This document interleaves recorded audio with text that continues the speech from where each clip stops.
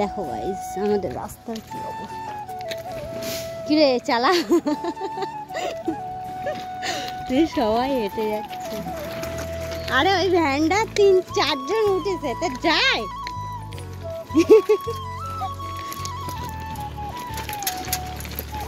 কি করলো আমাদের রাস্তাটা রে বল।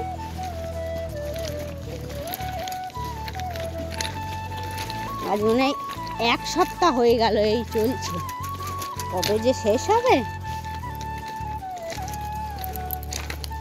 এভরিওয়ান গুড মর্নিং, সবাইকে জানাই আমার তরফ থেকে অনেক অনেক ভালোবাসা। আর আমার নতুন আরও একটা ভিডিওতে অনেক অনেক ওয়েলকাম। দিনটা ছিল শুক্রবার আর সকাল সকাল আমিও বেরিয়ে পড়েছি। তো আজকে আমার ছেলে গেছে নর্থ পয়েন্ট স্কুলে, প্রাইমারি স্কুলে আর যায়নি, পাঠায়নি, কারণ নর্থ পয়েন্ট স্কুলে যে পরীক্ষাটা হয়েছিল আজকেই তার রেজাল্ট দেবে। আর যেহেতু পরীক্ষার খাতা দেবে তাই জন্যই নর্থ পয়েন্ট স্কুলে পাঠিয়েছিলাম। আর প্রাইমারি স্কুলে আগের দিনকে গিয়ে স্যারকে বলেই এসেছিলাম যেহেতু নর্থ পয়েন্ট স্কুলে যেতেই হবে, তাই জন্য যেন সেই দিনের পরীক্ষাটা স্যার পরের দিন নিয়ে নেয়, মানে শুক্রবারের পরীক্ষাটা যেন শনিবার দিন নিয়ে। দাদার সাথে পাঠিয়ে দিয়েছিলাম স্কুলে। তারপরে আমি গেছিলাম, গিয়ে ওদের বাড়িতে বসে, মানে বান্ধবীর বাড়িতে বসে কাজ করছিলাম। আর কাজ হয়ে গেল, স্কুলের ছুটি হয়ে গেছে, ওকে নিয়ে বাড়িতে চলেও এসেছি। মানে মাঝখানে তোমাদের সাথে অনেকটা টাইম কিছুই শেয়ার করতে পারিনি। আজকেও 12 কিলো মাল দিয়েছে, 6 কেজি মাল ওখানে বসে, মানে বান্ধবীর বাড়িতে বসে করে দিয়ে এসেছি। আর 6 কিলো মাল এই ছেলেকে বাড়িতে আনার সময় নিয়ে এসে বাড়িতে এসে ড্রেস চেঞ্জ করে ফ্রেশ হয়ে খাওয়া দাওয়া করে তারপরে শুয়েছিলাম। কিছুক্ষণ শোয়ার পর উঠে এসে এই যে মাল নিয়ে বসলাম।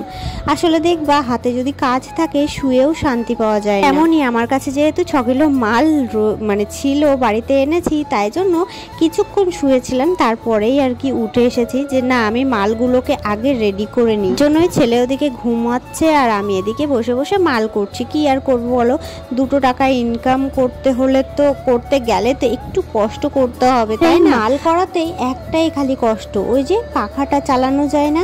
এমনিতেও মাল যখন প্যাকেটে ভরা হয় তখনও পাখাটা চালানো যায় না, কারণ পাখা চালালে হাওয়াতে এই প্লাস্টিকগুলো সব উড়ে এদিক ওদিক চলে যায়।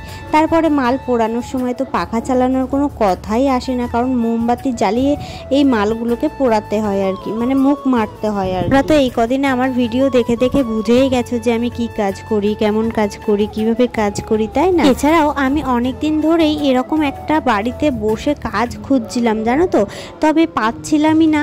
তারপরে হঠাৎ করেই এই কাজটা পেয়েছি, তবে জানি না কতদিন কি করতে পারবো। এখন তো করতে বেশ ভালোই লাগে, প্রথম তো সব কিছুই ভালো লাগে কি, তাই না?